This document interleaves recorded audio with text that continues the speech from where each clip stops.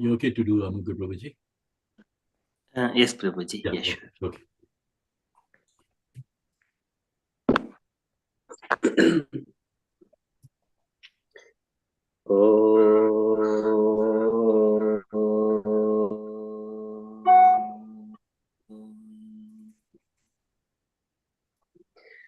अज्ञानतिमिरान्धस्य ज्ञानाञ्जनशलाकया चक्षुरुन्मीलितं येन तस्मै श्रीगुरवे नमः। श्रीचैतन्यमनोभीष्टं स्थापितं येन भूतले स्वयं रूपः कदा मह्यं ददाति स्वपदान्तिकम्। वन्देऽहं श्रीगुरोः श्रीयुतपदकमलं श्रीगुरून् वैष्णवांशं श्रीरूपं साग्रजातं सहगणरघुनाथान्वितं तं सजीवं साद्वैतं सावधूतं परिजनसहितं कृष्णचैतन्यदेवं श्रीराधा कृष्णपादान् सहगणललिता श्रीविशाखान्वितांशान्। हे कृष्ण करुणसिन्धो दीनबन्धो जगत्पते गोपेश गोपिकान्त राधाकान्त नमोऽस्तुते। तप्तकाञ्चन गौरङ्गी राधे वृन्दावनेश्वरी वृषभानुसुते देवी प्रणमामि हरिप्रिये। वाञ्छाकल्पतरुभ्यश्च कृपा सिन्धुभ्य एव च पतितानां पावनेभ्यो वैष्णवेभ्यो नमो नमः। नमो विष्णुपादाय कृष्णप्रेष्ठाय भूतले श्रीमते भक्तिवेदान्त स्वामिन् इति नामिने। नमस्ते सारस्वतीदेवे गौरवाणी प्रचारिणे निर्विशेष शून्यवादी पाश्चात्य देशतारिणे। जय श्री कृष्ण चैतन्य प्रभो नित्यानंद श्री अद्वैत गदाधर श्रीवासादि गौर भक्त वृंद। हरे कृष्ण कृष्ण कृष्ण हरे हरे हरे राम राम राम हरे हरे। हरे कृष्ण कृष्ण कृष्ण हरे हरे हरे राम राम राम हरे हरे। हरे कृष्ण कृष्ण कृष्ण हरे हरे हरे राम राम राम हरे हरे। हरे Krishna. Hare Krishna. Thank you, Prabhuji. Thank you, Prabhuji. I'm just going to share. We'll just do a quick prayer and Prabhuji, and then we will dive into the Krishna book.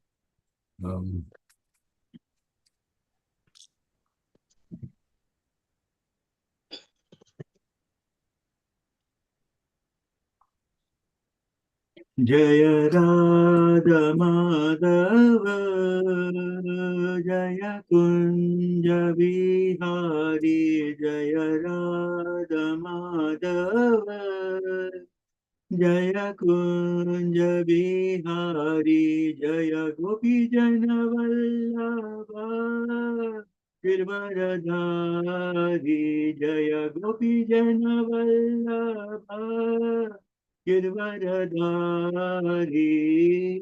यशोदनंदन Braj जन रंजन यशोदनंदन ब्रज जन रंजन यमुना तीरा वनचारी यमुना तीरा वनचारी जय राधा माधव जय Kunj Bihari.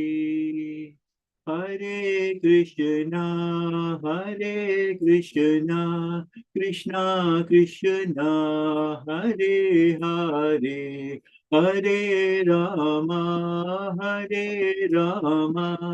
Rama Rama Hare Hare Hare Krishna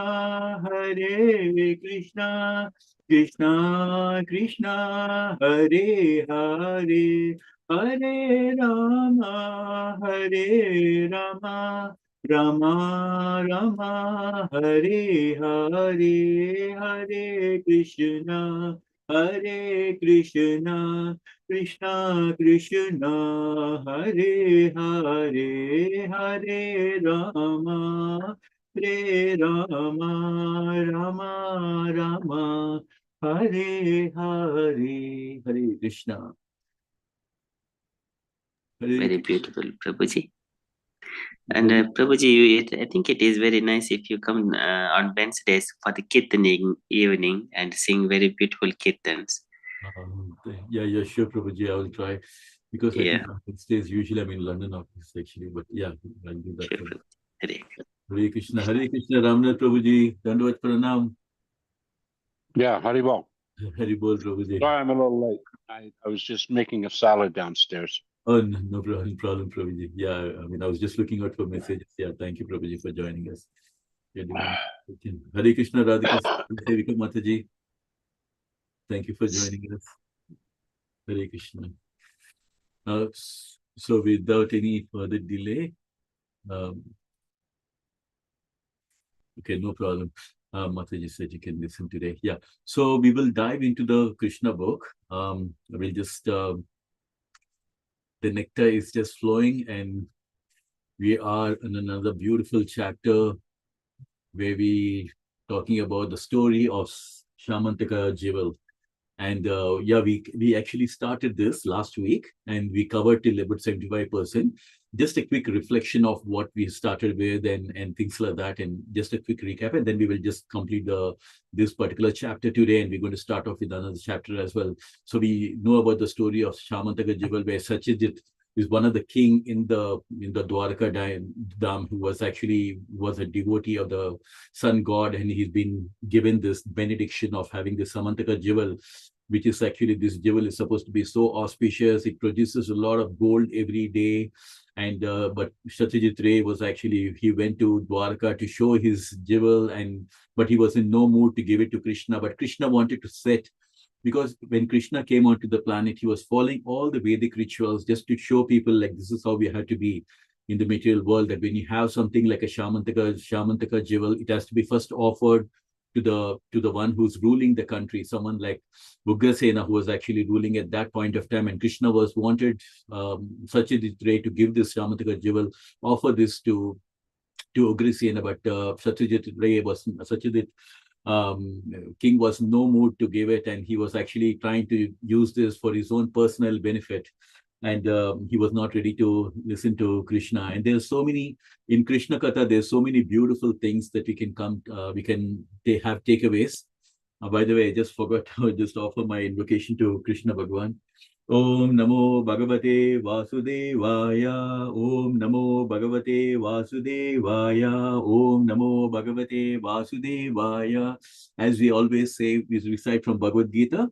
Janma karma cha me divyam evam yo veti tatpataha chakradeham punarjanma naiti mameti sorjina. Whoever is listening, whoever understands Krishna Katha and is listening to Krishna Katha, Bhagavan Sri Krishna says in Bhagavad Gita that towards the end of their life, they will not. It is so auspicious even listening to Krishna Katha, because everything that Krishna does is divyam. Janma karma cha divyam. Krishna's birth is divyam. Krishna's everything is very auspicious, transcendental. So when we are listening, because bhakti starts with Shravanam, which is hearing. So when we are listening to Krishna Katha, it's the most auspicious thing to do. And it has such a purifying effect that towards the end of a life, we will go back to Krishna Katha, Krishna Loka, but not come back into this material world. So we should take this opportunity like with both our hands and just make sure we make the best use of our human life. So here, as I was mentioning, Satyajit was actually a king who was having the Samantaka jewel, and he was not ready to part ways with it. But but at the same time, when he comes to Dwaraka, the people of Dwaraka go and tell Krishna. Krishna was actually playing chess at that point of time. And for the people of Dwaraka, Krishna is the Narayan, supreme Lord of the universe. And that's the reason they were, like I said, there's so many takeaways from Krishna Katha. And one of the takeaways is that if you see the people of Dwaraka, they were so happy and joyous, and they were so peaceful and happy because they know that Krishna, the king of Dwaraka, Krishna Bhagwan, is the supreme Narayana.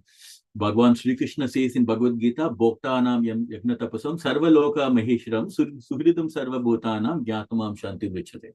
So how we can be peaceful in our life when we understand, when we become consciousness of Krishna, that Krishna is the supreme Lord of the universe. He is the supreme Lord of all the planets and all the demigods. And when we understand that he is our well-wisher and a best benefactor, that is when we will be peaceful. And the people of Dwarka had these qualities. They knew that Krishna was the Supreme Lord. So they were very, very happy. In fact, it was not common for the demigods even to come and visit Krishna. So when Satrajit came, they always thought it's the sun god who came actually, because it was normal for demigods to come over there. But then Krishna knew, because Krishna is Antaryami and he's the Narayan, the original Narayan. So he knows the reason, and he tells them that actually it is not the sun god Vivaswan, but it is actually Satrajit. And we also know that Satrajit was not ready to give, but he actually keeps it in a mandir, and he gets brahmanas to worship this Syamanta Jewel, so that which produces a lot of gold, and it's so auspicious, and it removes all the things like famine and nothing. All these things will be removed wherever it is placed. So they were all. So we can understand again. This another takeaway is that when you are so obsessed with material things, the devotion, the love for Krishna or Krishna Bhakti will not take place. And this is what was happening. Satyajit was so obsessed with this diamond, with this Syamanta Jewel, that he was in no mood to even listen to Krishna. Bhogaishwarya prasaktanam tayapahrita chesatha vyavasayatmika buddhi samadhana vidyate. One who's too attached to material opulences and sense enjoyment, and someone who's so attached to material things, that the devotional service to Krishna will not take place, and which is one of the things which has happened over here. And now, and Satrajit, and instead of actually giving out there, he gives it to his brother Prasena. And that Prasena, actually, he goes on a horseback, and he just goes for a ride. And over there, we know that when he goes into the forest, a lion attacks Satrajit's brother, who was actually wearing this Syamanta Jewel around his neck. And then the lion kills him. And again, and interestingly, there's another devotee of Krishna called Jambavan. So Jambavan actually goes and kills the lion and takes this Syamanta Jewel. And then he's actually a devotee of Lord Ramachandra. And I mean, imagine what a long span that he had, that he was there during the time of Lord Ramachandra, and he's still there when Krishna Bhagavan is there. And then he had no such fascination for the Syamanta Jewel. So he gives it to his son to play with it like a toy. Now, in the meanwhile, a rumor spread in Dwarka that because Satyajit was wondering why is his brother not coming back from the forest, because he just went for a ride. And then he realizes, then he gets to know, then he tries to understand that because Satyajit did not give this Syamanta Jewel to Krishna, he thinks that maybe Krishna must have killed his brother Prasena when he went to the forest. So there's a lot of rumors that are spreading in Dwarka that maybe Krishna has actually killed his brother just for the sake of the diamond. And in order to make sure that this is just a rumor and to prove that it is not him, Krishna goes along with the resistance of Dwarka to the forest to find this jewel. And then he gets into the cave because Jambavan's son is playing as a toy with the diamond inside the cave. So all the people are staying outside, and Krishna goes into the cave, and then he sees Jambavan's son playing with the Syamanta Jewel. And then the maid servant who was out there, she screams out loudly, thinking that, somebody has come to take away the diamond from the son. Like normally it's the case, isn't it? When some stranger has just come out there, and when a boy is playing with the diamond, so they think like, and she starts screaming, and then Jambavan comes out there. And even though Jambavan was actually a devotee of Lord Ramachandra, the thing is, like, when his attachment towards his son, who's actually playing with the Syamanta Jewel, was so much that he did not even recognize that Krishna is the Supreme Lord, and even though he was a devotee. And this is what happens, like, when you are totally obsessed with your material attachment, you will not be able to recognize the Lord, right? So this is what is happened with. So again, Jambavan was very angry to see that, because he thinks that Krishna is some stranger who has come to actually snatch away his son and maybe take away the diamond and things like that. So he gets very angry, and he starts fighting with Krishna. And this is another moral of the story, another important takeaway, that when you are in this mood of anger, when you have too much of attachment towards your loved ones, and just like Arjuna, right? Arjuna had so much of attachment that he was in so much of lamentation. He was crying to Krishna, Krishna, please kindly advise me. What is the right thing for me to do? Because I don't know whether I should kill my own people or should I not? Should I do my dharma? So similarly here, we can see that Jambavan, he did not recognize that Krishna is the Supreme Lord, but he's so attached to his son that he forgot that Krishna is the Supreme Lord.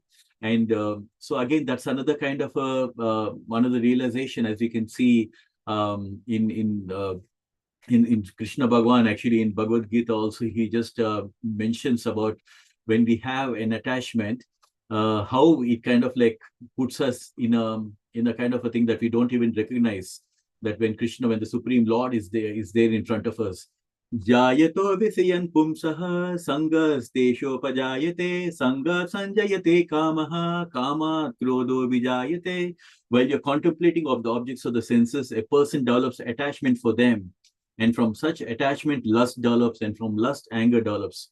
So we can see here, when you're contemplating on the objects here, when the Jamban was looking at, that somebody is coming to take away the diamond, somebody is coming to snatch away your son. When you have that kind of an attachment, from that attachment, lust develops, and from that lust, anger develops. And then that anger is in the mode of passion, and krodhod bhavati sammoha smriti subhrama.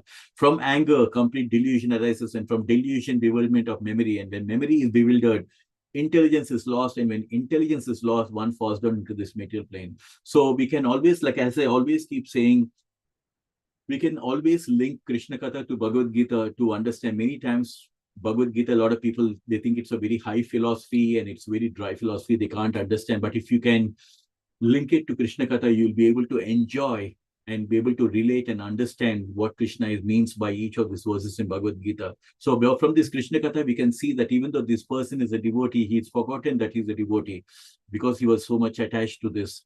And he goes on to fight with Krishna. For 28 days, both Krishna and Jambavan are actually fighting. And there was a great fighting that took place, and they were just like hitting and striking of thunderbolts, Jambavan and Krishna. And day and night, they were hitting at each other. And finally, Jambavan becomes so tired. And in that mood, then he understands that somebody who's fighting with him for 28 days, and he is so tired, but Krishna was still absolutely fine. And then that is when he tries to recognize that this must be someone who's with superhuman strength like this. It must be the Supreme Lord himself. Then he comes to the realization. So, but because he was attached, because his vision was obscured by the material attachment, because he was attached to his son, to the greatly valuable Syamanta Jewel, which he did not want to spare for Krishna. So we can see that, when we are in anger, we may do so many things because we stop using our intelligence. We start, because Krishna says, right, the lust actually goes in three places, actually, in your intelligence, your mind, and all this, for your heart. So it covers. So your intelligence stops working because the lust goes and sits in these places in the body. But Krishna, another beautiful thing that we can understand is Krishna, as we call him as Bhagwan, right? Bhagwan Vacha. So he has got so many different flavors. Krishna's opulences are unlimited strength, unlimited renunciation. You can see that unlimited strength over here, right? When you say Bhagavan, because Jambavan, he may be very powerful, but he was no match for Krishna. For 28 days, he was fighting and he got tired and so completely gone. His limbs and everything, he was totally tired. But Krishna was not tired because he's the Supreme Bhagavan, unlimited strength. So there's no way. And also, it's very interesting to understand that when Krishna comes into this material world, he sometimes gives a chance. He's in that sportive attitude where he kind of gives an opportunity to engage in such kind of a thing with his devotees as well. So and sometimes it happens, and here in this case, he in the sporting, even though he has forgotten about it. And this is the beauty about Krishna, right? Krishna remembers all his devotees. The devotees who were during the time of Lord Ramachandra, and we also seen earlier in the chapters where Muchukonda, he forgotten Krishna, and he asked Krishna, "Who are you? Actually, you look so beautiful. Who are you?" He has forgotten, but Krishna hasn't forgotten. Krishna knew that Muchukonda, and he tells Muchukonda, "You are a great devotee of mine. Bahuni me vyatitani janmani tava Arjuna bhavishanita." So Krishna says, Arjuna, everything that has happened in the past, everything is happening right now, and everything that's happening in future, everything I remember, but you cannot remember. So Krishna remembers all our past. The very fact that we go to a Krishna Mandir, the very fact that we are having this association, it's because of Krishna's Kripa, that because we must have done some austerity or some kind of a bhakti towards Krishna, and that is why we are continuing in this life. I tell all the people sometimes when the mandir, like, do not think that you have gone to a mandir. It's Krishna who has called you to this mandir because he knows your past life, that you must have done some austerity. You must have done some seva for Krishna, and that is continuing. It may not be A big seva, even a small seva. Neha Bikramanasosti Prachavayo Navidyate, Swalpam Abhyasa Dharmasya Trayate Mat. Even if you do a little bit of seva, Krishna will not forget. And that's what is happening, is always reciprocating to his devotees. So here we can see that Krishna is engaging in a sportive attitude. He's engaging in a fight with Jambavan, right? He selects one of his suitable devotees to give him that pleasure, right? And when Krishna's owns pleasure-giving potency itself is the Ladini Shakti, Radharani, right? Pleasure-giving Shakti itself is Radharani. So here, in the same way, sometimes he is enjoying in this when he wants to have this pleasure of having a sport to this thing, he picks up one of his devotees, and here he's picked up Jambavan for having a mock fight like that. And so Krishna was very pleased, and now that Jambavan has come to understand that the person whom he is actually fighting with is Supreme, is Narayana himself, is Krishna, the Supreme Bhagavan Krishna himself. So now he's very happy, and now he kind of praises Krishna that that you are the supreme Lord of the universe. Like as I said, unlimited strength, wealth, reputation. Krishna has every of thing. That's why we call him as Bhagavan. The English word God is just looks very generic, but when you say Bhagavan, it's actually loaded with a full meaning of all the six opulences, right, including the unlimited renunciation as well. And he praises Krishna. He understands you are not only the creator of all the creators, because sometimes we try to even glorify great scientists like Albert Einstein and all that, but we have to understand, even though they may be the greatest of the minds, and we say, wow, Albert Einstein is the greatest of the minds, all the greatest people in different fields, we say he's amazing and all that, but we have to understand, where is that skill coming from? Where is that mind coming from? That is coming from Krishna. Sarvasya chaham hridi sannivesto matasmitir jnanam apohanam cha vedaisya sarvaraham vedo vedanta veda videvacha. I am seated in everyone's heart, and from me comes remembrance, knowledge, and forgetfulness. So if that knowledge is there for the scientists, it's because it is coming from Krishna. He is the one who has blessed with all the knowledge. And even Arjuna realizes, right, after Krishna left this planet, disappeared from this planet, Arjuna was not able to even fight roadside thugs when he was trying to protect Krishna's princess. And then he goes to Yudhishthira and tells Krishna, Yudhishthira, my brother, all these years I thought I'm so great, but now I understand that all this greatness, my skills and everything was coming from Krishna, because Krishna was there. And now the Krishna is gone, like everything is, I'm no one now here. So this is the realization that we had to understand, that everything is coming because of Krishna. If any skills are there, it's because Krishna is coming. And now Jambavan is, as we say, he's kind of glorifying Krishna. And here, what does he say? Jambavan continues, my dear Lord, the time factor which combines all the physical elements is your representative, and the supreme time factor which all creation takes place is maintained and is finally annihilated, because Krishna is the one who, creation, annihilation, everything comes from Krishna, isn't it? So Krishna also mentions in the chapter number 11, where he says, I think where Krishna mentions about that he is the time, right? Kalosmi loko shayakret pravido lokan samaharti meha pravrita rite pitvam na bhavishanti sarve yeva stita prati anikeshu yoda. Bhagavan Sri Krishna says, time I am the greatest destroyer of the worlds, and I have come here to destroy all the people. With the exception of you, the Pandavas, all the soldiers here on both the sides will be slain. So Krishna comes for a purpose. Paritranaya sadhunam vinasaya duskritam. He's come for a very clear-cut purpose. And when Krishna comes for a purpose, he gets it executed. And for Krishna, he just had to will it and it will happen. So that's why he tells Arjuna, it's my will that everything is going to come to an end. But you can be an instrument in this, and you can take part, and you take the credit. So Krishna is so kind that he wants his devotees to take the credit. So Krishna is so kind that he wants his devotees to win. When Bhishma says, I will make sure that Krishna lifts a weapon, he breaks his promise so that Bhishma Pitamaha will win his promise, so that he wants his devotee to be glorified. In fact, he lets Bhishma speak the Vishnu Sahasranamam so that Bhishma is glorified. So we have to understand why, because we all have a beautiful, loving relationship with Krishna. So the living entity is not an independent creator. By studying all the factors in the right perspective, one can see that you are the supreme controller and the Lord of everything. Aham sarvasya prabhavo mata sarvam pravartate. So he is the Lord of all the material and the spiritual worlds. And so here Jambavan's realization, my dear Lord, I can therefore understand you are the same supreme God whom I worship as Lord Ramachandra. My dear Lord Ramchandra wanted to construct a bridge over the ocean, and I saw personally how the ocean became agitated simply by the Lord's glancing over it. And even all the fishes and everything in the ocean also, even they were also very disturbed by that. And in this case, in Lord Ramchandra, construction of the bridge over the ocean from the Cape Comorin to Ceylon is still well known to everyone. We all know about, right? Setu Bridge, which is there from Rameswaram to, even now. I mean, I remember going to that place of Setu Bridge where, where you can go literally in a van very close to that. And it's so amazing, the experience of just standing over there and knowing that this is the place where Lord Ramchandra was actually constructing the bridge. It's amazing. Our history is so true and is so real. It is, this is our part. It is our itihas.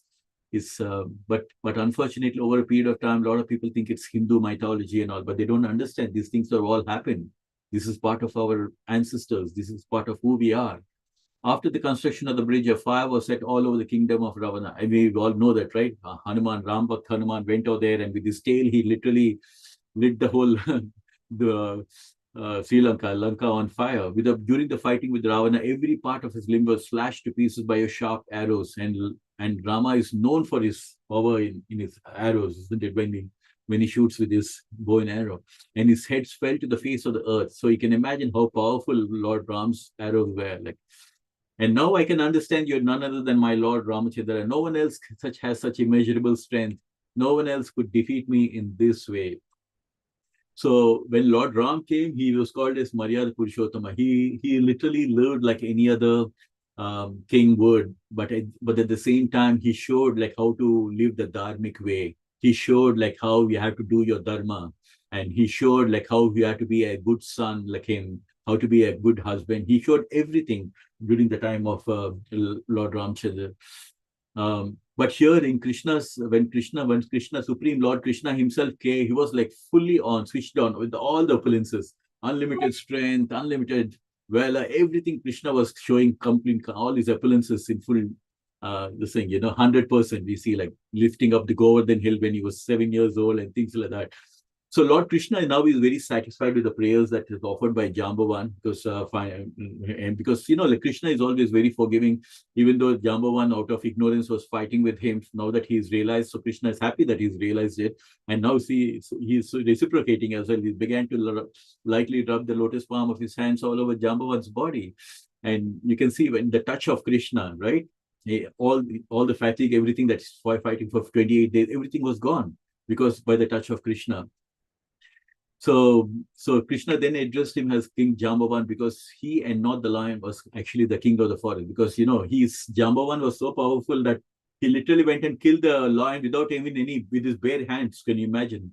Jambavan was so powerful. In those days, Kshatriyas their valor was tested by fighting with animals, like with tiger and with lion, with their, and that's how they would prove the Kshatriya spirit. So we can see that here Jambavan also this thing that he even. So finally, Jambavan was so happy with this that he not only offered the Syamanta Jewel, but he also offered his daughter in marriage to Krishna. And now Krishna takes the Syamanta Jewel as well as with this Jambavan's wife, Jambavati, and he goes to Dwaraka. And now the people of Dwaraka are very rejoicing because he's come back and Krishna has finally come back, and they were very this thing. And then Krishna gives the Syamanta Jewel. And he kind of explains the reason, because there was a rumor that Krishna was actually taken away the Syamanta Jewel. He must have killed Satyajit's brother. But then now Krishna has proved that it's not me, it's actually the lion that killed. And then he came and showed the thing. And Ugrasena has held a big meeting of all of them, and just to show all of them that it is not Krishna. Actually, it was actually the lion that killed Satyajit's thing. And in the meanwhile, the people of Dwaraka, they were very happy, and then and we can imagine, like, right, the Yoga Dharma. If we look at this, the Yoga Dharma of Satya Yoga was constant meditation, contemplative meditation for thousands of years. Similarly, Treta Yuga, the Yoga Dharma was fire sacrifice, and in Dwapara Yuga, the Yoga Dharma was deity worship. So they used to worship Katyayini. They used to worship. Now we can see here that the people of Dwaraka, they went to worship goddess Chandrabhaga for praying for the return of Krishna. And of course, because Krishna is above all the goddesses of the or demigods. So immediately, she gave the benediction, and as soon as they prayed to her, Krishna was there actually in Dwarka, and so they were very happy that Krishna has come back, and there was a great jubilation. And then King Ugrasena held a meeting with all the chiefs, and he told them that it's not Krishna, but it's actually Jambavan who was having the jewel and not he. So Satyajit obviously now came to know the truth that it's actually not Krishna, but it's actually a lion that killed, and it went to Jambavan and things like that. So he was feeling very guilty about it, that he actually blamed Krishna, even though Krishna was not the reason for it. So he was just looking at ways how we can pacify, because we all feel that, isn't it? We blame someone, and suddenly later we come to know that we are unmistakably blame that person. You feel very guilty about it, and we become very cautious. So King Satyajit was eager to get relief from the anxiety. He was feeling very anxious. He was very conscious that he has offended Krishna very grievously, and he wanted to find some way in order to please Krishna, because he just wanted to get over that. And but Krishna is not interested in all that. He's just trying to set an example. When Krishna was there, he was trying to tell that the Vedic culture is, when you have a Samantaka jewel like that, you should offer it to the king. Yad yad achariti shreshtas tat tat evetaro jana sayat pramanam kurte lokas tad anuvartate. Whatever actions the great people or great kings take, the common man will follow. So that President Krishna wanted to set and just make sure that's being followed. So now, he simply, now Satyajit wanted to do something in order to get out of this anxiety that he blamed Krishna. So Krishna gave him the intelligence, and finally Satyajit has offered it to Krishna, and both the jewel as well as his daughter Satyabhama. So that's the thing. So it's very interesting in this chapter. We find that Jambavan has offered his daughter Jambavati and the Samantika jewel, and now here we can see that Satyajit has actually, and then Krishna didn't want to keep the jewel with him. He just offered it to Satyajit. You can take away the diamond, the jewel. I just want to set the record straight that it is not me, and it is actually Jambavan who's taken away, who's having the diamond. So Krishna, like from within, Krishna gives even the intelligence. When somebody wants to make up for it, and somebody wants to repent to Krishna, wants to do that, Krishna gives you that opportunity as well. According to your level of surrender, Krishna says, I also reciprocate accordingly, isn't it? So King Satyajit was really, so finally what he did, so he gave him Satyabhama, and Satyabhama was someone so beautiful and qualified. And so even though Satyabhama was actually being quoted, just like we've seen earlier, when Rukmini was there in Kundini city, all the everybody was so keen on marrying Rukmini, right? At that point of time, but still, because of, this is another beautiful example of Sadhu Sangha. Because Rukmini heard about Krishna so much that even before seeing Krishna, she fell in love with Krishna. And this is what Krishna Katha does to us, right? Because when we hear this beautiful Katha of Krishna, we fall in love with Krishna. So we have to understand the underlying, the most important thing in Krishna Katha is that when we listen to Krishna Katha, we enjoy the nectar of Krishna Katha, which will make us fall more in love with Krishna. And then even our chanting will be full of love, right? Because it will not be mechanical, but it will be full of love. We can bring to our mind, oh my God, how Krishna would have done this, how Krishna has taken Rukmini on the chariot and fought literally with Rukmi and other people, and how we fought with Jarasandha, and how we fought with Sushpa, like that. So we can so only when you know how great, then you can really fall, you can appreciate it, and you can, like when you talk about somebody, right, and you tell about some hero, oh, he does like this, he does like that, and all that, there's certain things in your mind, oh my God, this person must be really great. And then you start adoring, and then you start glorifying that person. Similarly, when we understand how great Krishna is, then we can fall in love. When we understand how merciful Krishna is, then we can fall in love. In Bhagavad Gita, Krishna, out of 700 verses, 575 verses Krishna speaks, and out of which more than 200 verses, he is always constantly telling, do this, Arjuna, and you come back to me. Do this, Arjuna, then you come back to me. Telling in many, many ways, because Krishna wants all of us to just close the account out here and come back to him. Manmana bhava madbhakta majjadimam namaskuru mami vaisasi kvaivam atmanam matparaya. Do this, do that, and then come back to me. Every time he's kind of luring us with different ways how we can just finish our account. That's why he says, just because in Purushottama Yoga, Krishna says, right, this is an inverted banyan tree, which actually started from the spiritual planet, Krishna Loka. And so Krishna says you have to detach yourself, you have to cut this thing so that you can go back out there. So here we can see by the grace of Krishna, Satyajit has decided to hand over his daughter Satyabhama to Krishna. And Krishna was very pleased with Satyajit. And he said, I don't need this Samantaka jewel anyway, Satyajit. You can keep it with yourself. It's better to remain in the temple. Because as I said earlier, Satyajit actually was not interested in giving it to Krishna. He wanted it to be put up in a temple, and he wanted the Brahmanas to worship that. So that when you're worshipping the Samantaka jewel, it produces a lot of gold every day and it creates auspiciousness. And that's what he's interested in. So because of the jewel's presence in the city of Dwarka, there are no more famine or disturbances created by pestilence or excessive heat and cold. So that was the effect of the Samantaka jewel, right? It not only creating gold, but it's also making sure that there's no inauspiciousness or famine or disturbances that are happening. So this was the sign that at that point of time, everything was like very auspicious. Of course, the source of everything is actually Krishna, right? The demigods can give certain things like all these things. We can see, right? Brahma gives the benediction for Hiranyakashipu that he can become half lion, half man. And now here we can see sun god is giving this benediction. And that he can have the Samantaka jewel. We've seen earlier the Kartikeya has given his benediction, saying that to Muchukonda, saying that you can go and sleep, but he says I can't give you liberation. That mukti and all that only Krishna can give. That's not in my hands. If you ask, you want to sleep, unlimited sleeping, yes, granted, that I can give you. So this way, so finally, the point here is that Krishna, it's Satyajit. This is another story that that is closing in this chapter here. And there is a continuation in the next chapter, which I'm going to go ahead with that. We just actually last few paragraphs actually, which he wanted to cover in this in this thing. So which is what I have done. So that's the story of the Samantaka jewel, and it continues over here. There's another, the same thing. The story is continuing here. The killing of Satyajit and Satadanva. So we can see, how come Satyajit has now given his daughter Satyabhama, and he's also given this Samantaka jewel. So why is Satyajit getting killed? And who is this Satadanva? Who is this? And that is what is going to be this chapter, which I'm going to start off now. And so again, there's so many things like how in a movie, there are different scenes that happen and things like that.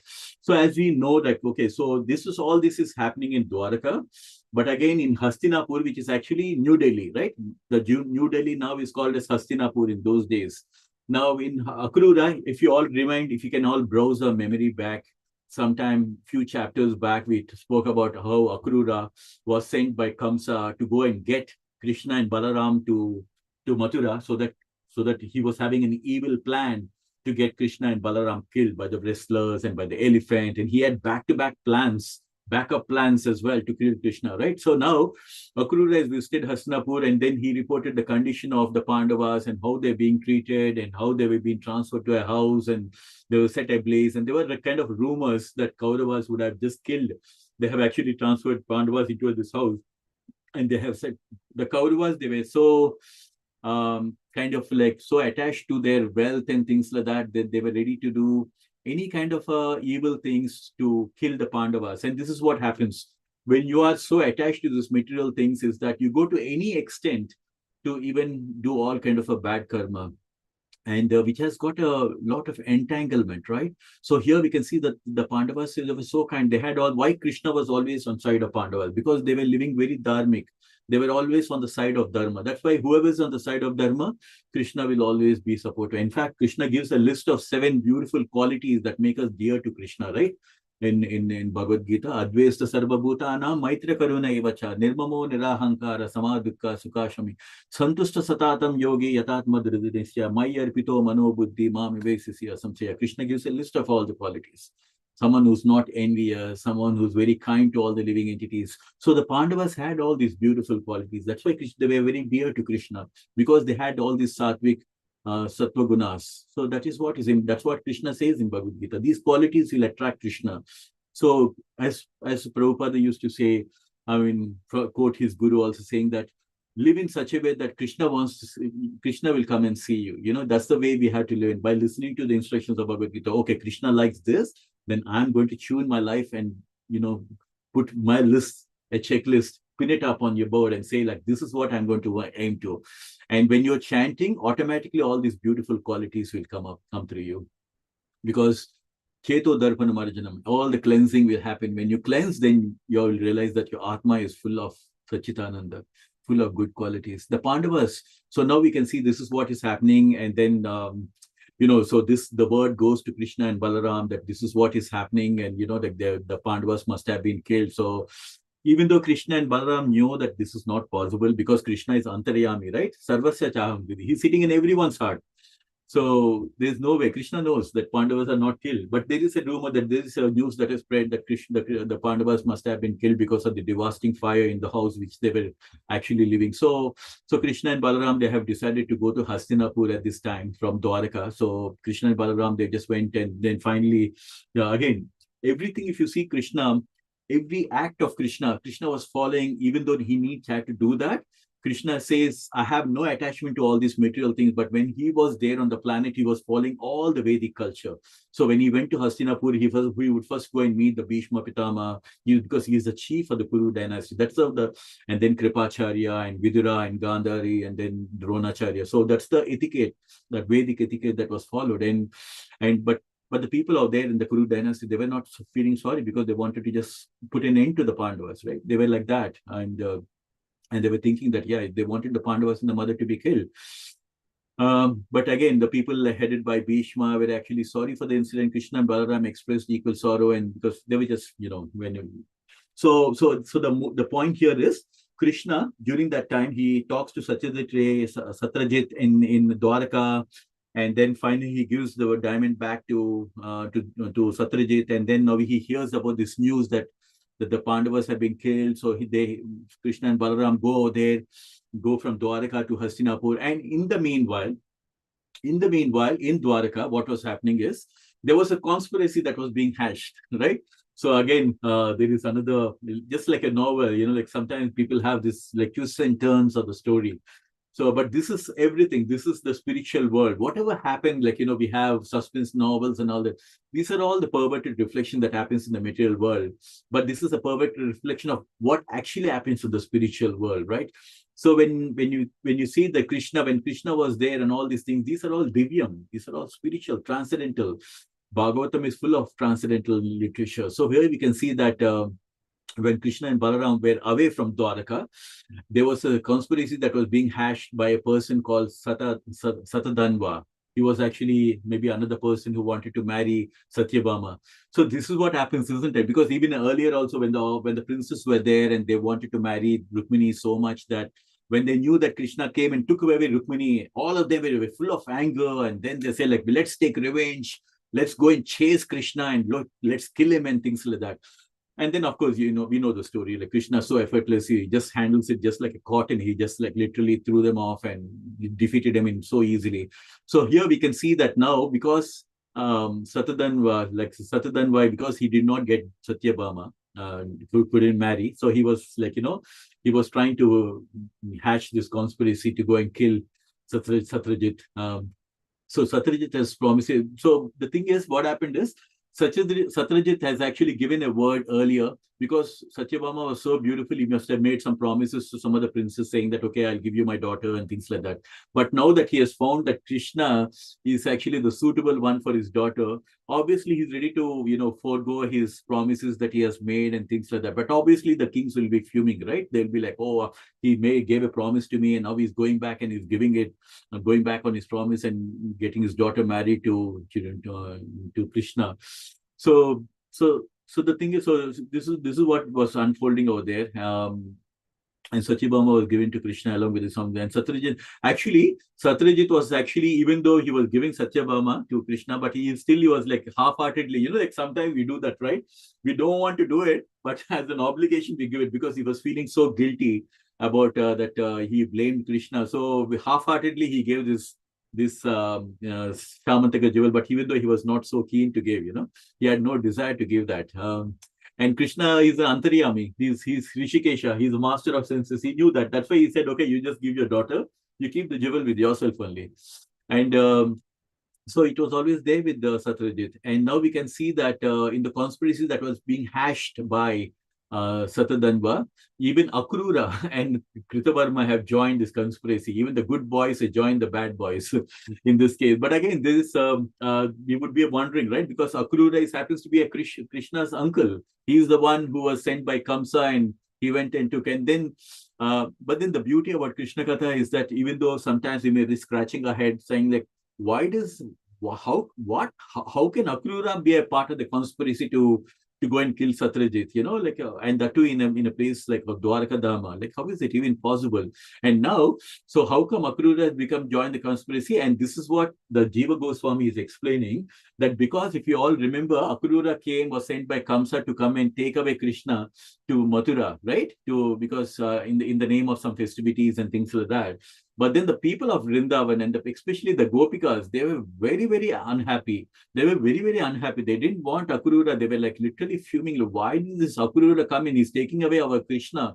And there is the beautiful picture of Krishna, isn't it? I think you must have seen in Manor, where all the Gopikas, they were just holding on to Krishna. No, Krishna, you can't go. You can't leave us like this. And Akrura was like driving and taking away Krishna. So they were very, very, very, very cursed. So they would have cursed. So Jiva Goswami is saying that Akrura, even though he was a great devotee, he was cursed by the inhabitants of Vrindavan because Akrura was taking Krishna away from the middle.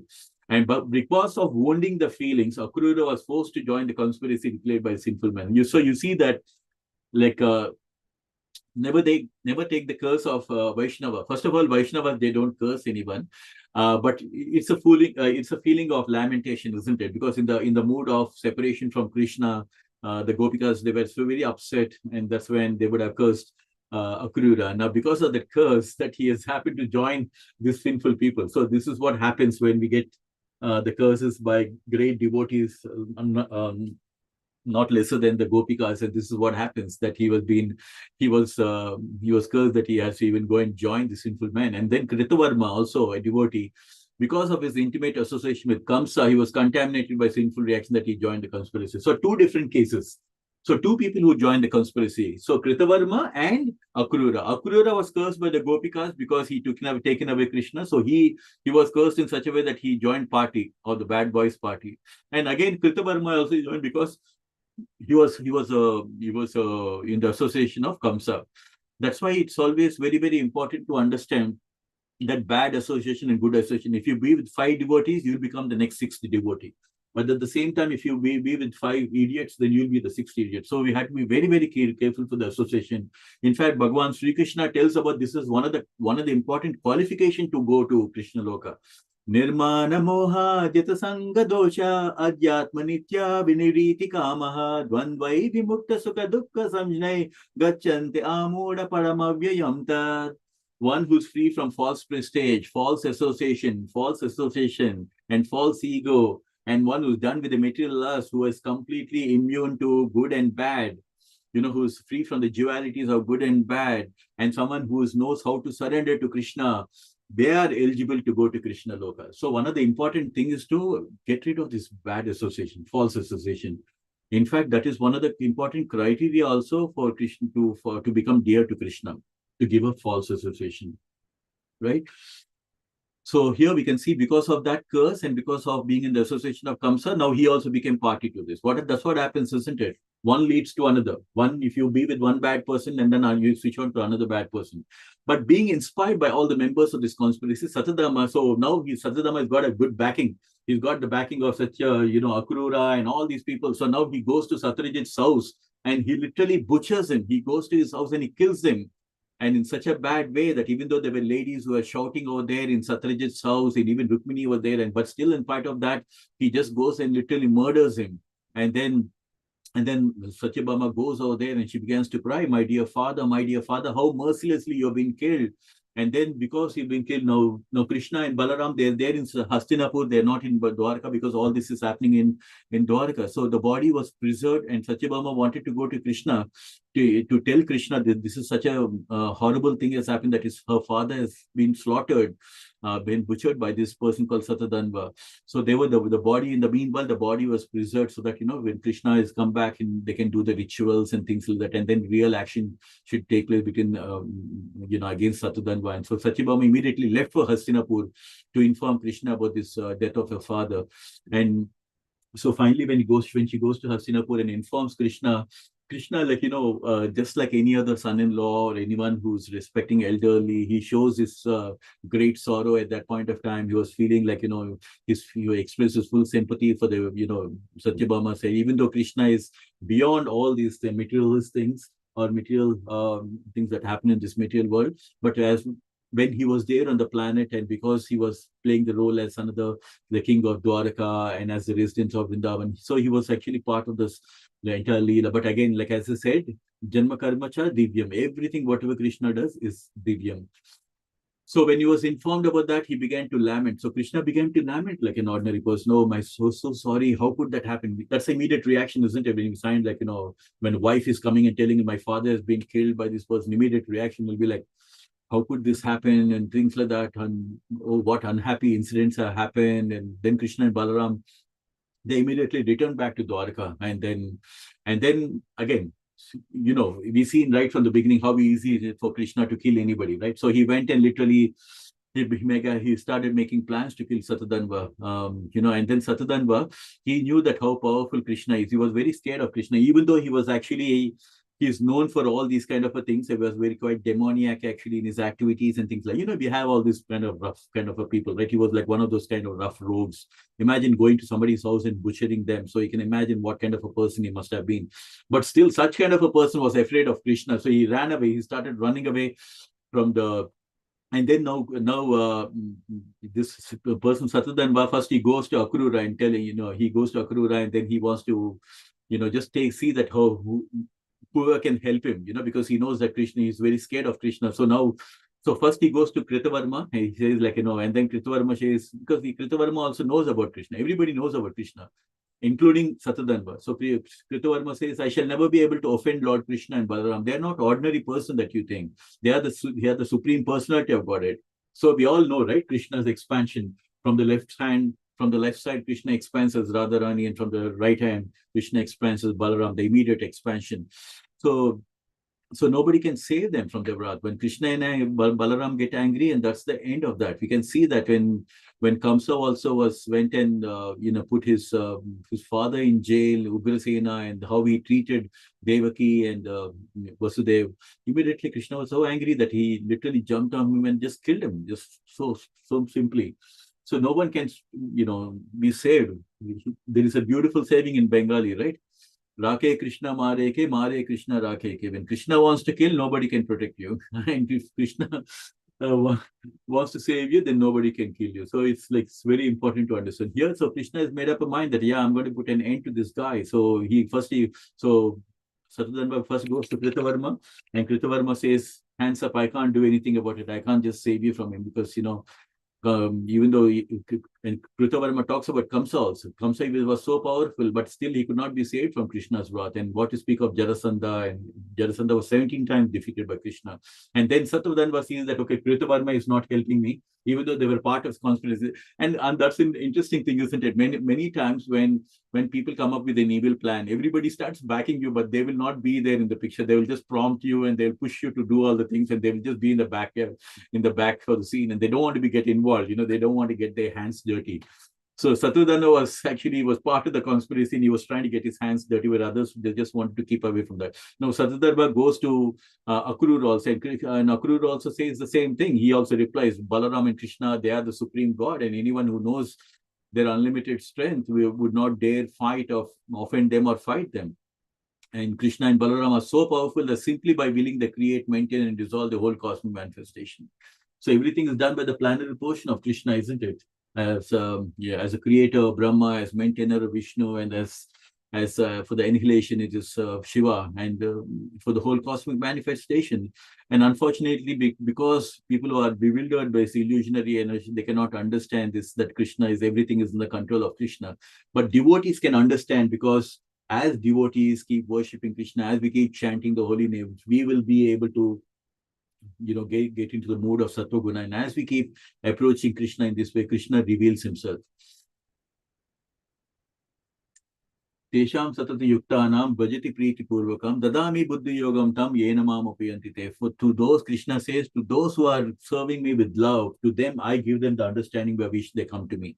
But those who do not want to build Krishna, Naham Prakashi Sarvasya Yogamaya Samam, he will cover himself with Yogamaya. So it is our choice. If we want to understand Krishna, Krishna will give us the intelligence. Otherwise, Krishna will cover himself. When Akrura was refused, so even Akrura also plainly told Satadhanva, please don't involve me and don't even ask for anything. Krishna is someone who is actually lifted at the age of 7 years. He lifted Govardhan Hill. He jumped from 84 miles mountain. He just simply did a high jump from there. And he can do anything like that. He can just even fight with all Bakasura, Bhimasura, and everybody. And you're asking help from me. There's no way that I can even do it. So they all knew about it, but it was just a curse by the Gopikas that he became part of the conspiracy. So Satadhanva finally decided that, okay, I will. So he gave this in the hands of Akrura. That's what happens, isn't it? Sometimes the thieves, what they do, when they know that they are in danger, they'll just leave all the things and they'll just run for their lives, right? So that's what happened. So now what Satadhanva has done is he's just left the jewel in the hands of Akrura, and he just ran for his life. He just ran about 400 miles at a stretch and he fled the city. Now Krishna and Balaram, they were chasing. They were just in search of Satadhanva. Obviously, Krishna is Antaryami. He knows where this person is. They go on his chariot and following him. And after some time, Satadhanva wanted, because Krishna, and they were very clear, because Satadhanva has killed his father-in-law, Satyabhama's father. So now they're going to take revenge and they want to kill him. So again, I believe, again, another important thing from the Shastras to note is according to the injunction of Shastras, anybody who's doing Guru Droha and who's rebelled against a superior person, they must be punished in proportion to the severity of the offense. And because he has done an offense of killing an elderly person like Satyajit, so he has to be punished in the similar way. So Krishna was very determined to kill him. But here we see that Satadhanva already he has just ran around 400 miles and finally his horse gets tired and then unable to take so it and his horse also died near this thing, and he reaches a place called Mithila. And then so Krishna, so again we can see beautiful things in Krishna Leela, right? So because his horse has died, now he's leaving his horse and everything, and he's just doing a sprint, like Usain Bolt. He was just running on his legs. And then now Krishna and Balaram, because they were following the Vedic culture, when the person is actually running, they just left their chariot also, and they also went on their feet. They just started chasing him, not on the chariot, but just like how the way Satadhanva was going. And then for Krishna, it's so easy. So he took his disc and cut off his Satadhanva's head. So we can see that earlier also when Krishna was ready to kill even Rukmini like that, right? Then Rukmini asked, like, please spare my brother Krishna.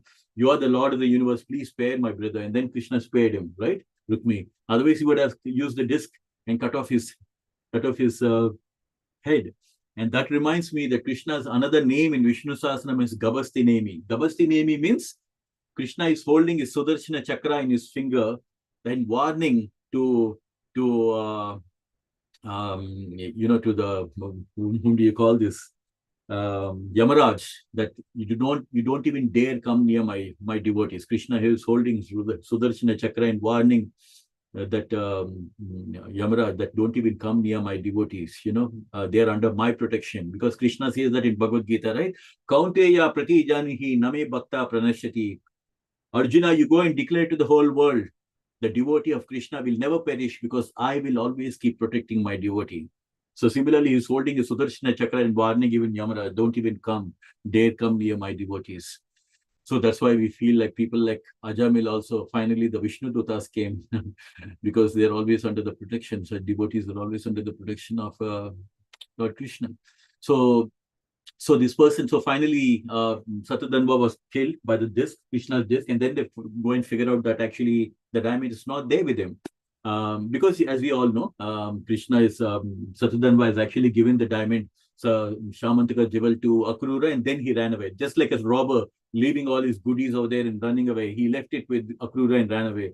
And now Krishna says, Balram, this is not unnecessarily we killed this guy, but actually the diamond is not there with him, kind of thing. So they return back to Dwarka, and then they return to Dwarka, and then in the meanwhile, Balarama stays back in this place called Mithila, and because Balaram knew the king over there, and then he spent a few years over there and things like that, just as a guest for the king of Mithila called Janaka Maharaj. So that is something which has happened. So Balaram stays back in Mithila, and then Krishna returns back to Dwaraka. Then in order to please, he informs, his wife Satyabhama, saying that, I went to have gone and killed the person who was actually, and then but then again he says that, he tells his wife Satyabhama that, we have killed him, but then the diamond is not there with him. Yeah, so, and then they do all the formalities, for his father and things like that. And then finally he goes, and so now Krishna is killed Satyadanva, and Akrura and Kritavarma, they were prominent members of the conspiracy, even though they were like, they were part of this conspiracy, isn't it? So when they heard about the death of Satyadanva and Krishna's hand, they also heard that Krishna has returned. They both left the city. So and in the city of Dwarka, there is a kind of a sentiment, or there is a kind of a rumor that wherever Akrura is there, there is going to be auspicious. And the reason why is there is a story, a backdrop, again, a story behind it. Why wherever there's Akrura, there's auspiciousness, because the father of Kasi city, he actually gave his daughter in marriage, as we can see over here, the king of Kasi, when at the time when Kasi was in severe drought and there was no rainfall and all that, and some astrologer came and told the king of Kasi that if you arrange marriage with Akrura's father, who's called as Swapalka, it has been mentioned in the astrology that if you get Kasi's astrologer has told the ruler of Kasi that if you give your daughter in the hands to Swapalka, who actually happens to be to the father of Rupira, then everything will go fine. The place will have full auspiciousness. So this was done by the king of Kasi and the advisor. And after that marriage that happened, there was very good rainfall in the province. So from that time onwards, they feel that, whenever there is Akrura's father, Swapalka, there's going to be good auspiciousness, like having good rains and things like that. And even today, according to the Vedic culture, that when you have a very divine, a very saintly king, the kingdom used to be very prosperous. That was a sign that the king is like a very saintly king. There used to be abundant rainfall. Because why? Because the saintly kings, they used to follow the Vedic culture. They used to do the prescribed duties, and the demigods used to be happy, and they used to give you all the rains. And because of the rains, there used to be good grains, and the grains were being offered as sacrifice. And because of that, they were being blessed. So there was so that's the reason why whenever you had the divine kings, saintly kings, they used to be full of auspiciousness. So here, similarly, there was kind of sentiment that, whenever and Akrura being the father of Swapalka, so, like father, like son, right? So people say like, okay, wherever Akrura is there, also there's going to be very auspiciousness and things like that. But now what happened? Akrura, actually, there was that feeling in Dwarka, even though actually everything is, the source of all the happiness is Krishna, isn't it? And that's the main thing. But here again, they found like Akrura is left Dwarka along with the Syamanta Jewel, because they feared about Krishna, because they were part of the conspiracy. That's what happens, isn't it? Even though you're part of the conspiracy and you know that you had done something wrong, so you want to escape from there. So Akrura and Kritavarma, they just left that place. And so the kingdom was considered very happy wherever and there's no famine and all these things, and whenever people are very happy. And as soon as there was some disturbance in Dwarka, then people started feeling that maybe it's because of the absence of Akrura, because Akrura is left Dwarka along with the Syamanta Jewel. And they were feeling that maybe because of that, this is an inauspicious sign, that the absence of the Syamanta Jewel, because we had to remember that even the Syamanta Jewel had this power that wherever it is, it produces a lot of gold, and it also creates a lot of auspiciousness, like good rains and, very favorable climate and things like that. And but Krishna knew everything. Krishna knew that it was Akrura, it happened because of Akrura. Then he summons Akrura to come over there, because he's sitting in everyone's heart. He's sitting in Akrura's heart also. So he knows that Akrura is the one who is taken. So he calls for Akrura, and he knew everything that has happened with this. And then he speaks to Akrura, because Akrura is actually his uncle, right? And he knows that Akrura is a nice person, even though he happens to be a part of the conspirator. So very smilingly, he says, "My dear uncle, it is already known to me that Syamanta Jewel was left by Satyadanva with you. So I know that Satyadanva has left the Syamanta Jewel with you. Presently, there is no direct claimant, because obviously, right, because Satyajit, he had a daughter called Satyabhama, but he didn't have any son. But again, through this Leela, we'll get to know that actually Satyabhama was actually carrying. So Krishna is saying that Satyabhama, like my son, whoever is going to be born to Satyabhama, to Krishna and Satyabhama, he is going to be the inherent of the jewel, of Syamanta Jewel. So he was telling, like, that there is right now, there is no direct claimant of Syamanta Jewel, for Satyajit has no male issue, but his daughter Syamanta is not very eager for this. So even Satyabhama was not so keen about it, but now, but yet her expected son. So through this, we can get to know that Satyabhama was actually pregnant, and she was carrying the child, the grandson, of Satyajit. And after performing the principles of inheritance, and he'll be the legal heir to this through this jewel, Syamantaka Jewel. And Lord Krishna indirectly indicated that Satyabhama was pregnant and that her son would be the real claimant for this. And Krishna continued, this jewel is so powerful that no ordinary man can keep it. I know that you're very pious, Uncle Akrura, in all the activities. So there's no objection to you having the jewel. I don't have any objection to that. But there is only one difficulty, that my brother Balaram, he does not believe my version that the jewel is with you. So Krishna is Antaryami. He knows everything. Of course, Balaram is also an expansion, but these are all the Leelas. But he says that my brother Balaram may not believe that the jewel is with you. I therefore request you, O large-hearted Akrura, please show to me the jewel just once before all the other relatives, so that they will be pacified and reject all other kind of rumors. So we can understand there was a lot of Chinese whispers even in those days, like earlier also we heard that the people of Dwarka, they were saying Krishna must have, there was a rumor that Krishna must have killed Satyajit's brother Prasena, who went for a ride in the forest, and those kind of, because Krishna was like, no, I'm not the one who has done it.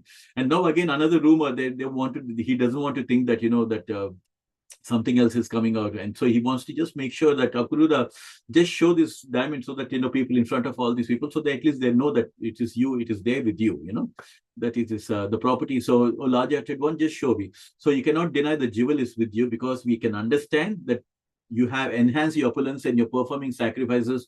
So what we can understand through this Leela is also that Akrura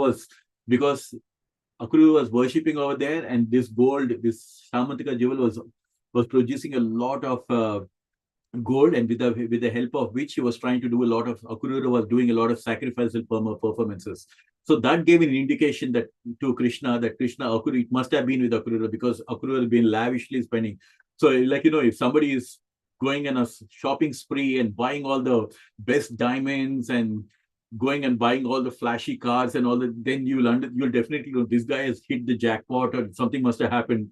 Oh, how come he's having all the Ferrari cars in his backyard and things like that, right? So here Krishna knew that Akrura's lavish spending is because then he must be having the Syamantaka jewel. That's the reason why he's spending on a spending spree, on distributing and doing all these sacrifices. So when Lord Krishna, in friendly terms and sweet language, impressed Akrura, then Akrura understood that nothing can be concealed from Krishna, because he can never hide from Krishna. Right. So I just want to tell you that beautiful story, like in Mahabharata, like when Duryodhana started thinking that maybe Krishna is God, because he would never think that Krishna is God. And because the beautiful story we heard, that when Bhishma Pitamaha,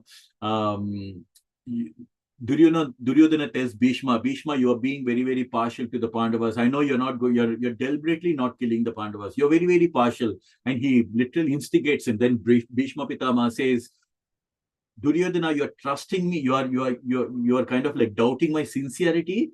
You take these 5 arrows, right? These 5 arrows, tomorrow I'm going to put an end to all the 5 Pandavas. And this is my woe. And then Duryodhana, he was such a doubtful person. He says, okay, these 5 arrows, you're going to kill the Pandavas. Okay, I'll keep those 5 arrows with me. And then he doesn't trust the Bhishma Pitamaha. He keeps the 5 arrows with him. Then Krishna is Antaryami, he's sitting in everyone's heart. So he tells Arjuna, do you remember you once helped Duryodhana when he was in problems? I helped Duryodhana when he was in problems. Then Duryodhana gave you one promise that whenever you need some help, you can come to me. So he promised me that, I can come anytime. So Krishna tells Arjuna, I'll tell you one thing. Just go to the camp of Duryodhana and then ask him for 5 arrows that are there with him. Arjuna will be scratching his head. Which 5 arrows and what 5 arrows? He says, just go and ask him. He has 5 arrows, just ask for those 5 arrows. And then he will go to Duryodhana. And Duryodhana is like, because after the Vedic culture in those days is like towards the end, every day, 18 days war. But after the whole day is over, they will just be normal with each other. So he goes to Duryodhana camp, and Duryodhana nicely receives him and says, Arjuna, how come you come here? Like, what can I do for you and all that? Then tells, Duryodhana, you remember you wanted to, there's some favor I want from you. Then he says, you helped me once, I will return the favor. Tell me what you want. I believe there are 5 arrows with you. I want those 5 arrows. Then Duryodhana gets sent out. There was, other than Bhishma and me, there was nobody at all around. How come you know about these 5 arrows? Then he gets a doubt, maybe Krishna is God. Maybe he knows about all these things. He's Antaryami. And then he gives us 5 arrows. So Bhishma Pita couldn't go and kill the Pandavas, which he has actually taken away. So like that, Krishna is always kind of like protecting his devotees. And so here we can know that he is an Antaryami. So he could understand. And then Akrura could also understand that Krishna is Rishikesha, is master of fences, he's Antaryami. And so there's nothing that we conceal from Krishna. So he brought the Samantaka jewel covered with the cloth, and he just given it to Krishna. And then Krishna took the Samantaka jewel in his hand and showed it to all his friends and relatives and present, and then given it back to Akrura in his presence, so that they would know that the jewel was actually being kept by Akrura and Dwarka city. So this is the thing, right? So Krishna is not interested in all these things. He's Atma Rama. He's someone who's self-satisfied. He needn't have to be happy by acquiring some Samantaka jewel. He's by nature Sachidananda Vigraha, right? So this is why Brahma is praising Krishna. So this is what has happened, and finally, and then it was returned to the jewel was returned to Akrura in the presence, and so that the jewel was actually being kept by Akrura in the Dwarka city. So this story of Samantaka jewel is very significant. In Srimad Bhagavatam, it is said that anyone who's hearing this story of Samantaka jewel or describes or simply remembers it will be free from all kind of defamation and the reactions of all impious activities, and thus attain the highest perfectional condition of peace. So this is the benediction that is given. So people say innocently, what did we get by reading Krishna Katha? So we can see this from Krishna Katha, which is very mentioned in Bhagavatam, that anyone who's listening, Shravanam Kirtanam, is bhakti starts with Shravanam. So anybody who's hearing this thing, they will be freed from all kind of a defamation. And I pray to Krishna that to shower loads of blessings on all of our devotees who are listening to this beautiful Krishna Katha, and shower Krishna and Radha Gokulananda shower loads of blessing in all of us. So that comes to an end, and all the reactions to the impious activities will be lifted, and they will attain perfection conditions of peace. So this comes to an end of another chapter. I'm glad today we covered chapter 56 and 57, and because these two are related to Samantaka Jewel and how Krishna is reciprocating. So beautiful thing that we can understand from Krishna is not interested in any of these material things. He just wants always to be part of the Leela and always supporting his devotees, always reciprocating to devotees. Krishna's life is full of action. We do not have a God which is just static. Our God, our Supreme Lord, is dynamic, full of action, full of nectar. And every chapter of Krishna we carry the nectar of devotion in our heart. And with that, we always remember these beautiful leelas of Krishna when we are chanting the holy names of Krishna. So I want to stop over here in the interest of time. I'm sorry I got a bit carried away and just continued because I wanted to just complete this chapter. So sorry, apologies that I just went a bit overboard. But open to any reflections, anything that anyone would like to share. Hare Krishna Santaji, Hare Krishna Ramnath Prabhuji. I mean, it's so much intrigue, so much. These 2 chapters are amazing, actually. I mean, for me to really understand them, I have to read them probably like 5 or 6 times and just really, make some kind of a flow chart about what's happening. It's so many. It's hard to really follow. But yeah, you covered it all very nicely, very quickly. Okay, so Akrura, ends up with the Shamataka jewel, but it doesn't say exactly what he does with it then.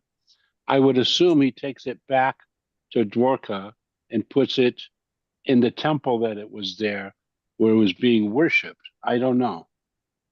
And that brings into a whole nother consciousness, worship of a jewel as a form of keeping the population happy and prosperous, rather than the worship of a deity.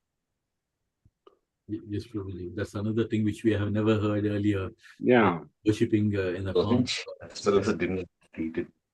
Yeah, absolutely. That is the interesting thing which we come in this chapter, probably. Worshipping a diamond, and which produces gold and does all these things. Is it likable to a demigod, or is it likable to anything that is? Because to give that benediction or to create that auspiciousness that can happen either by the demigods or by the Supreme Lord. But here we find that even though it's been given by sun god Vivaswan. Yeah, and it would seem that part of the moral of the story is that if you have the Syamantaka jewel, but you also recognize Krishna as the Supreme Personality of Godhead, then that's what works, rather than not understanding who Krishna is and just wanting to worship the jewel for its material benefits. They both go together. Yes. And anyway, maybe someone else has other comments. I mean, there's so much here. I don't know what to say. Krishna Prabhu, Amoga Prabhuji, Prabhu Radha Singh Mataji, anyone else? Mataji, you would like to add anything else? Hare Krishna, Prabhuji. Hare Krishna Prabhu. Thank you so much, Prabhuji. Very nice and beautiful katha. So just one comment. So on the other day, we have been reading Prabhupada's letters about Jambavan. I think Shyamadasi was asking whether Jambavan is a bear. Then Prabhupada was replying, Jambavan was certainly not a bear. Prabhupada mentioned that statement in a letter. I think even the pictures also, they show someone like that. No, I mean, if I remember some time back, watching in those pictures, that's how they are shown actually. But yeah. Yes, Prabhuji. But in somewhere we have seen Riksha Raja. So Riksha Raja means the king of bears. King may not be bear, but king of bears. Something like that it is there. But Prabhupada said certainly he's not a bear. Okay. And one more point.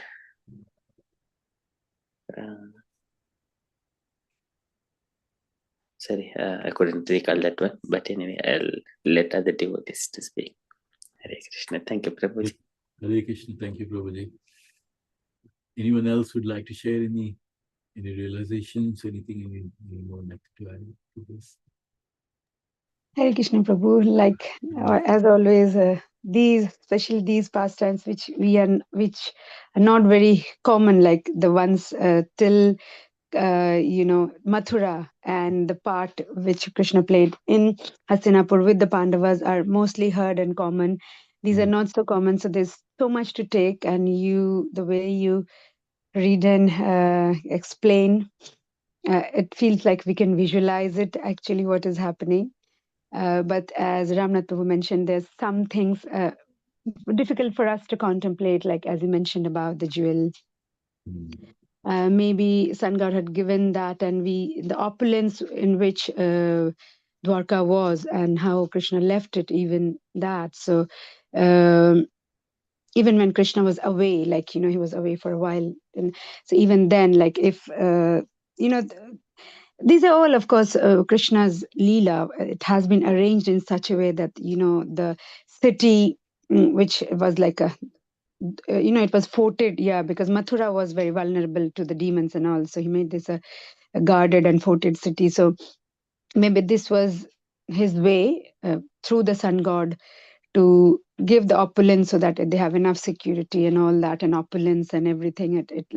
It should, because as we say Bhagavan, so all the 6 opulences. So the wealth also in that respect, I mean, to show that how much wealth and opulence the city where Krishna was the king, Dwarkadhish, like where is the king, so how much it has, so that world knows that as well. I mean, different phases, like when we have his Vrindavan pastimes, it's completely different. It's so nectarian, Vatsalya Ras, and this is completely in a different mood, like in opulence. So I mean, so much to take, but like if we try to contemplate on each and every different things, our human brains like not able to perceive why he had arranged that and all that. But we just I mean, it's difficult. I mean, how just because how the kalpaviksha trees, like when we say like vanchakalpata, that's like that. Like if you just pray to the trees, wish fulfilling trees, right? Yeah, like that. But we can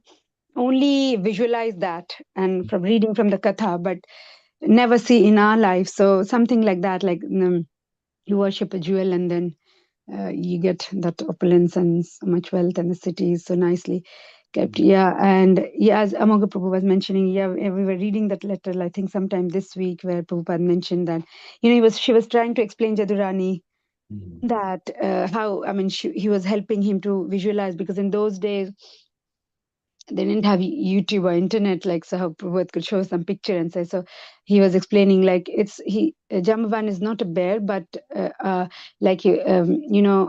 black-bodied person, like African person, African American, and all kind of strong built, dark complexion, strong built, like people in your country. So he mentioned something like that, but not bear. So yeah.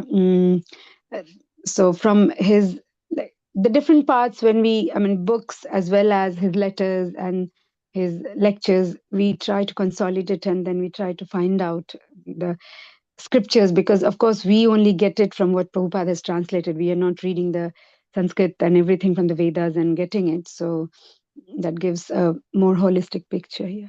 Yeah, thank you, Prabhu, for every week. It's especially these ones which we have not heard, they give so much nectar, blissful and very nice hearing also. Yeah. You did it so nicely. All glories to service. Thank you.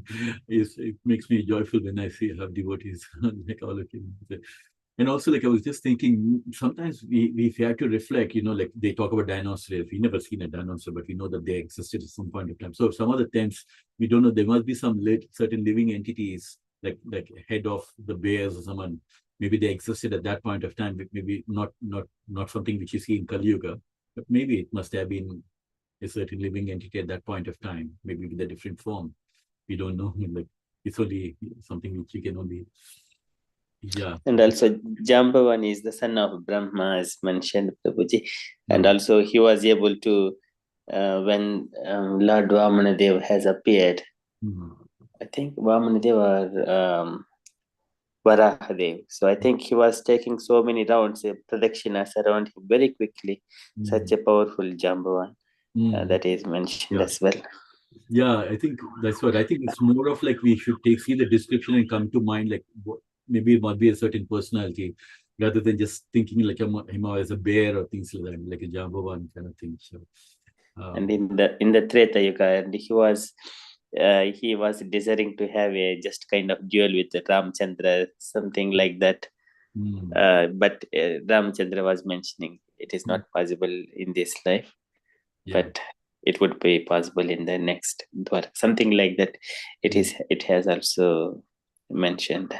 It's very interesting. A lot of people had a lot of desires with Ramachandra, which all got postponed, and they happen to happen with Krishna, isn't it? Including the 60,000 wives, actually, where they're all rishis during the time of Ramachandra, and he said, not in this, in Dwapara Yuga, you will be able to enjoy the association, which landed up to be all the 60,000 wives, which we'll be covering in the future chapters. I'm so excited. We're going to be starting a new chapter. But yeah, in our language also, Jambavan means Jambavan, we'll say some meaning that someone huge. The very fact that he could kill a lion just barehanded, the very fact that he fought with Krishna for 28 days must be some very huge personality. We can only just go by the story that he must have been a very big personality who could do that.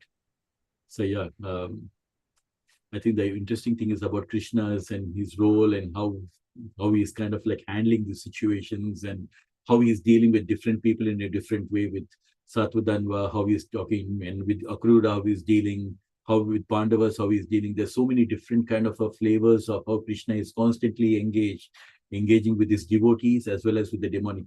So both Paritranaya, Sadhuna, Vinasaya, from both of these things in the one sloka, which talks about devotees' protection and annihilating demons. Both of these things we see in these leelas and happening, isn't it?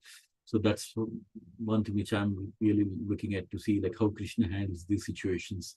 Even though Akrura was part of the conspiracy, he did not fire him, or he was not angry on him. He was nicely talking to him, and so that Akrura understands and gives it back. And so yeah, I think. And that's one more point, Prabhuji. So yeah, with Duryodhana on that night when Arjuna took the 5 arrows, after Arjuna left, and before he goes to bed, he was offering his obeisances to Krishna, and then he sleeps. So thinking that, so just on that moment, he just prays, just folding his hands, and then he goes to bed. So that holds the hands of Krishna, right? Did you say? Yes, Prabhuji. So before he was on the bed, he is alone. thinking that, oh, Krishna may be God, and then he offers his obeisances, and then he go to bed. Who Prabhuji? You're talking about Duryodhana. Oh, okay. He takes he soaks his obeisance of Krishna. Yeah, for that moment, yes. For that moment, for that moment, and then yeah. But I just love some of these things because like unless we know these things, then only we'll understand how great Krishna is, like how omnipotent, how many everywhere he's like Sarvata pani padam tat sarvato shishiro mukam sarvata smriti malloke. Everywhere are his hands, legs, faces, and everywhere. Krishna says that in Bhagavad Gita. So he knew. But Yes. but what I really love is like how Krishna plots the plans to save his devotees. That's what I love about Krishna. Like he's one step ahead and doing things and telling his devotee, do like this. Like how he tells Arjuna, just jump from the chariot. And once Arjuna jumps in, he jumps, the chariot bursts into flames, isn't it? So like all these things, how he does these things and advises his devotees, just do this. And in order to protect them, actually. So I just love that. So these things are very, very precious and very, very beautiful. I just fall in love when I hear some of these beautiful things, and I just treasure them together to remember. Because how can we, unless we love Krishna and unless we develop that love for Krishna, how can our chanting be pure, and how can we really do that kind of a chanting? Only because when you love somebody, you don't need to tell them, just focus on that. It automatically you'll be focusing, whether it's guy and a girl or whether it's a mother and a child, newborn child. It comes natural when you love somebody. So that's what happens. Somehow learn this leelas, fall in love with Krishna, so everything will be purified. Thank you so much, everyone, all devotees. So happy to be in your association. I feel so fortunate that that reciting, just reading through this Krishna Katha in the association of devotees. There can't be anything more glorious than. So thanks so much for all your association and giving your participation in this. So we will end today over here. So just let's recite Vanchakalpatarubhyasya Krita Desha Patitanam Pavanebhyo Vaishnavebhyo Namo Namah. Hare Krishna. Can we all do Yeah, let Hari Bols. Yeah, Prabhu. Yeah, Hari Bols too. Hari Bol. Hari Bol. Hari Bol. Hari Bol. Thank you so much. Radha Gokulanand ki jai, Prabhupada ki jai. Prabhupada ki jai. Hare Krishna. Jai. Hare Krishna. Thank you, Prabhuji.